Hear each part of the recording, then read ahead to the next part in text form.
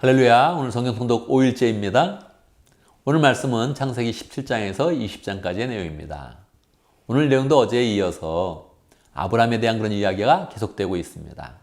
아브라함은 지금 믿음의 조상이고 이 아브라함을 통해서 구원의 역사가 펼쳐져서 성경은 지금 아브라함의 생애에 집중하고 있습니다.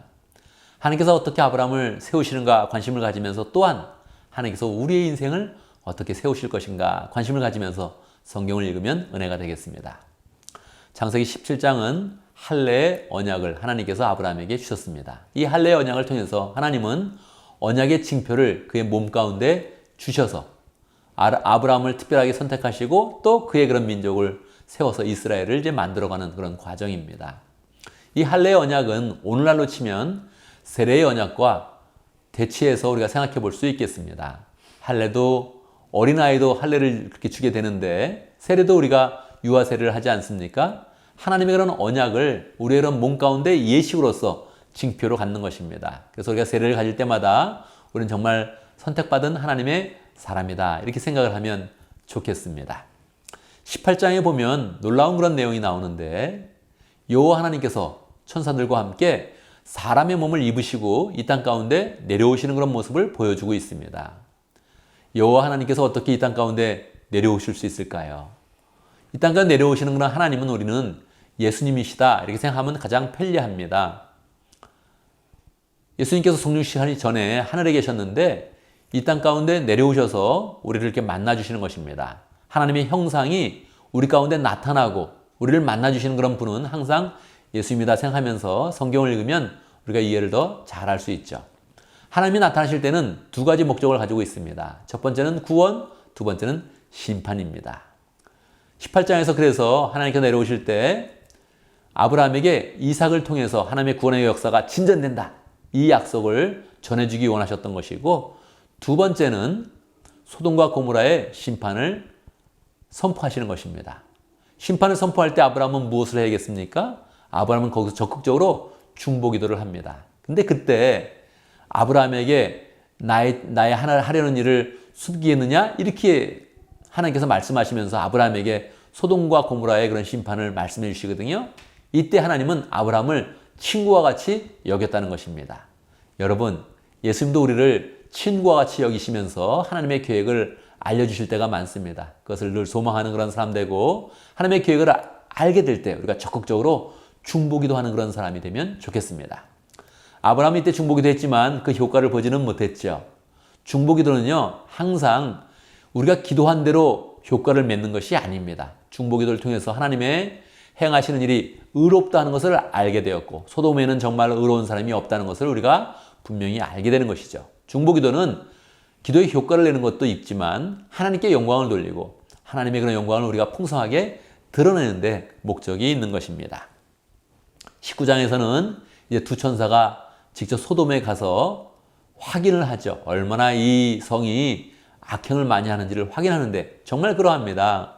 천사가 들어가자마자 롯이 그 천사를 맞이했는데 사람들이 달겨들어서 뭐 동성연애 하자 성관계를 맺겠다 하면서 그냥 달겨드는 그런 그 모습이 나타나죠. 그래서 천사가 그 악행을 다 확인하고 롯을 구해줍니다.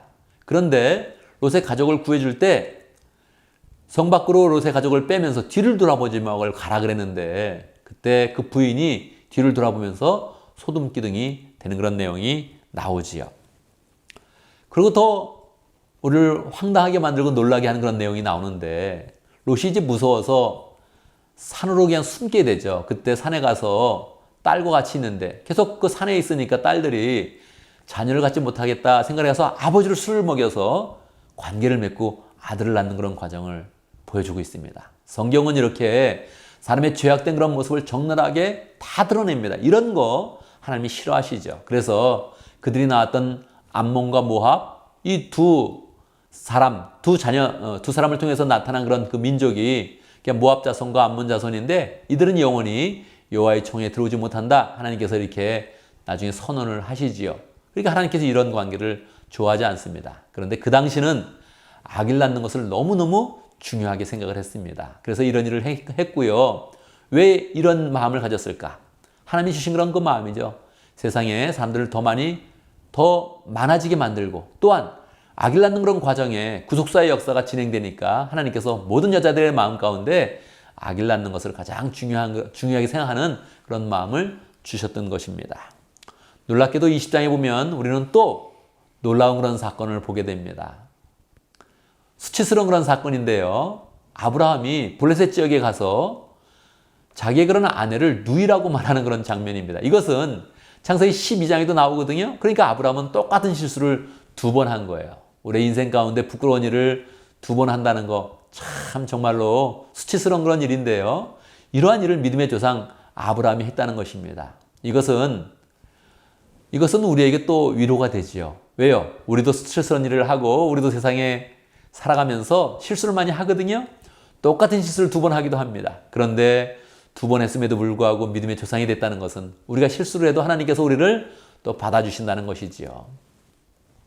이 실수에 대해서 하나님은 적극적으로 개입하십니다. 왜요? 아브라함이 실수했지만 아브라함을 통해서 이삭이 태어날 것이고 아브라함의 자손을 통해서 예수님이 태어날 것인데 이 자손이 망가지면 안 되는 것이거든요. 하나님이 적극적으로 개입하셔서 아브라함이 잘못했음에도 불구하고 블레셋의 왕 아비멜렉을 혼내고 그리고 다시 사라를 돌려보내게 그렇게 만듭니다.